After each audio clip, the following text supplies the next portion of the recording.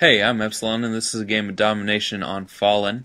For this gameplay, I'm going to be talking about the M60 and the Juggernaut killstreak. The M60 is a light machine gun, and it is pretty much useless without the kick proficiency, red dot, and quick draw. If you want to remove any one of these, you don't want to use this gun. The range at which the M60 excels at is mid-range. It is pretty powerful and has a great stopping power at mid-range if you can get your bullets on target quickly. If not, you're going to end up bouncing around and never hitting your target. It's pretty much sucky at long range because the recoil is too massive even with the kick proficiency. And at the short range distance, it's pretty useless when you've got enemies with quicker raise times for their weapons and smaller crosshairs for hip firing. As far as what perks I would run with this gun, some of the normal rules don't really apply because you don't need more ammo for this, because you're not going to get to the second clip, and because of that you don't really need to run sleight of hand anyhow. And so you might think to yourself, oh, I'm running with a heavy gun, might as well equip extreme conditioning. But extreme conditioning just helps you run longer. It doesn't really help you run faster, and so I don't think it really helps in this situation. Extreme conditioning is mainly for if you've got an SMG that's already fast and you want to go further with the sprint. And so this might be a good class to run recon on. If you don't know, recon helps you identify people by placing them on the mini-map, like you had a advanced UAV in the air whenever you stun someone or him with a grenade, and when you unlock the pro perk, it shows people that you shoot on the mini-map, and it's actually very useful. It just gets overshadowed by stuff like sleight of hand and scavenger, and so this might be a good class to run it on.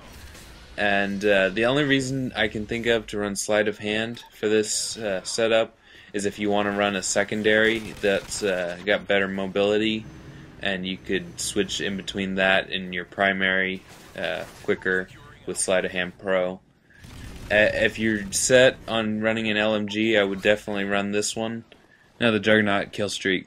You'll notice that when I picked up the Juggernaut suit, my gun switched over to the M60 without proficiency and without a sight, and that is really absolutely horrible, and that's the main reason I wouldn't recommend the Juggernaut suit. It gives you a pretty trash weapon, and it takes away some of your perks. Like sleight of hand disappeared when I picked this up. I guess a Juggernaut can't move its hands fast. In fact, the Juggernaut's M60 is so horrible. As you can see in this gameplay, my preferred weapon is actually the secondary pistol that comes with the Juggernaut suit. And except for its reload time, it is a much better weapon to use. On the plus side though, if you're trying to cap a flag or you just want to distract the other enemy team, it's fairly useful for doing those things. But if you think, oh, I'm going to go through the entire game just killing everyone, being impossible to kill, that's not right. You are pretty vulnerable in this suit, and oftentimes what will happen is you'll pick it up, and within a minute everyone swarms you and you just get stunned so many times you can't see, and they just swarm you and kill you. And so unless you're really lucky, you're not going to get many kills with the Juggernaut suit, and its main reason is distracting the enemy team and maybe showing off a bit. Hey, I got 15 kills. Now the reason that guy was able to single-handedly kill me was because he was using the Akimbo FMG9s, which are pretty much the only weapon that can kill a Juggernaut in a single clip. And that's just proof that they're so overpowered, because one clip from the dual FMG9s can take down a Juggernaut at full health. And it's just ridiculous. They just put out so many bullets that the Juggernaut suit is pretty much useless. As far as the Juggernaut killstreak goes, I don't recommend equipping it. If you want to go for a high killstreak, might as well do the Osprey Gunner.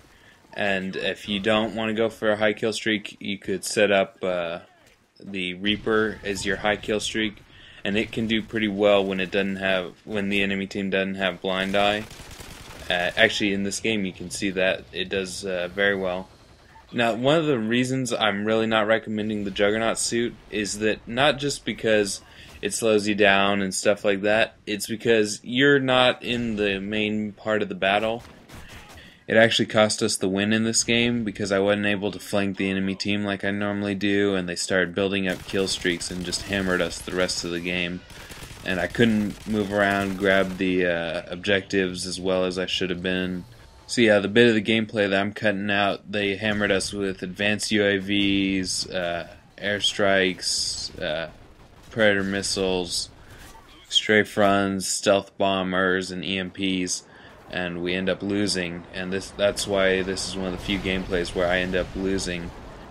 So I end up getting another Reaper in this game, but I'm not able to call it in because they EMP'd us, and I think I end up going 56-6 in this game, so not bad, but you know, a loss makes this video pretty bad, and so I wouldn't recommend running the Juggernaut suit. And if you gotta run an LMG, use the M60.